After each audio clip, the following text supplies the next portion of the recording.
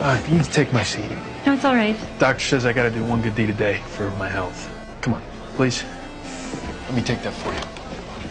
I was an FBI agent. That night, I was riding the subway home. Out of the corner of my eye, I saw a man in black. He slid his backpack under the seat. Then, just before the train took off, he walked off and left the bag behind. My instincts kicked in right away. I went to where he was standing. I crouched down and opened the backpack. Inside was a ticking time bomb. My heart sank. I rushed over and pulled the emergency brake. The train screeched to a halt.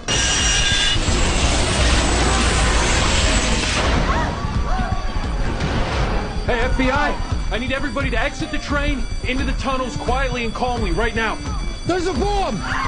Someone yelled, "Bomb!" and the entire car fell into chaos. People panicked and rushed to the doors. Screaming filled the space. In that moment, I saw the worst side of humanity. Big, strong men shoved past the elderly and children, scrambling to save themselves. I scanned the car. That's when I saw the mother and daughter I had given my seat to earlier. They were trapped by the crowd. They couldn't move. I ran to them, scooped up the little girl, shielded them as we pushed toward the exit. We had just jumped off when a massive blast wave hit me. My vision blurred. I forced my eyes open. The mother and daughter were safe. Right before I passed out, I saw the number on the train, 2781. I didn't know that number would soon pull me into something much bigger. Thanks to the quick response, there weren't many casualties. But I had a concussion and was put on leave. Crowds surrounded the police line. That's when I saw him again, the man in black. He was in the crowd. I reached for backup. He turned and ran. I gritted my teeth, pushed through the pain, and chased after him. He led me into a quiet alley, but then he vanished. I pulled my gun, stepped slowly into the dark. I got near a trash bin, and something slammed into me from behind.